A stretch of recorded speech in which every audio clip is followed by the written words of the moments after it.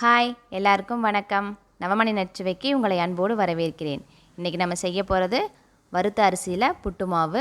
அது எப்படி செய்கிறதுங்கிறத பார்க்கலாம். இப்போ அரிசியை வறுத்துக்கலாம். 1 டம்ளர் பொன்னி அரிசி எடுத்திருக்கேன். இதை நல்லா வாசம் வர வரையில் நல்லா வறுத்துக்குங்க. இந்த மாதிரி கலர் நல்லா மாறி அரிசி நல்லா பொரிஞ்சு வரும். அது வரையில் வறுத்துட்டு ஸ்டவ் ஆஃப் பண்ணிடலாம். ஆஃப் பண்ணிவிட்டு ஆறுனதுக்கப்புறமா அரைச்சிக்குங்க. இந்த மாதிரி நல்லா நைஸாக அரைச்சி எடுத்துக்கலாம். சளிக்கு தேவையில்லை. அரைச்சதாக பவுலில் கொட்டிடலாம். தண்ணி கொதிக்க வச்சுருக்கேன். கொதிக்க வச்ச தண்ணியில் கொஞ்சம் கொஞ்சமாக ஊற்றி பிசைஞ்சுக்கலாம்.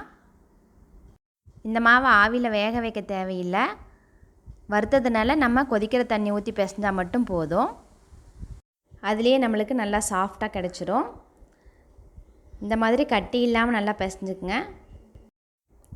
தண்ணி பத்தாதனால மறுபடியும் கொஞ்சம் ஊற்றிருக்கேன்.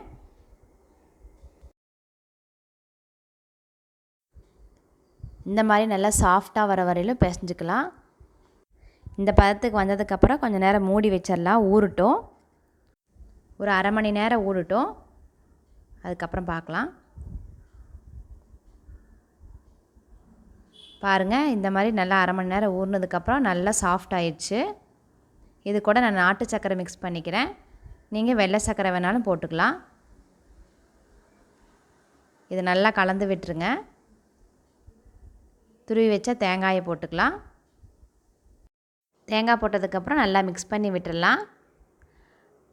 நார்மலாக நம்ம ஊற வச்சு செய்கிறத விட இந்த மாதிரி வறுத்து செய்யும்போது வாசமும் டேஸ்ட்டும் சூப்பராக இருக்குது. நீங்களும் ஒரு தடவை செஞ்சு பாருங்கள். இது மிக்ஸ் பண்ணியாச்சு. இப்போ நம்ம சர்வ் பண்ண வேண்டியது தான். இந்த மாதிரி நீங்களும் ட்ரை பண்ணிவிட்டு உங்களுக்கு பிடிச்சிருந்தா லைக் பண்ணுங்கள், ஷேர் பண்ணுங்கள், சப்ஸ்கிரைப் பண்ணுங்கள். உங்களை அடுத்த வீடியோவில் சந்திக்கிறேன். இங்கே எதுவும் சுவைக்கும்.